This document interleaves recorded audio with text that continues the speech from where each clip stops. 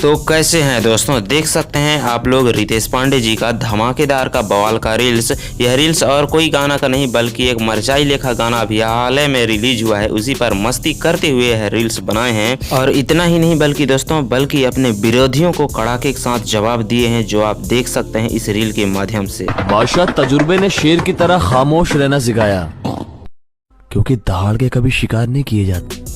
तो दोस्तों आप लोगों ने देख ही लिया, रितेश पांडे जी ने एक रील्स के माध्यम से अपने विरोधियों को किस प्रकार जवाब दिए हैं, और इसका जवाब का आप समझ सकते हैं क्या कहना चाहते हैं रितेश पांडे जी। और लगातार इन्होंने जिम में वर्कआउट करते हुए नज़र आ रहे हैं, आप देख सकते हैं इनके बॉडी।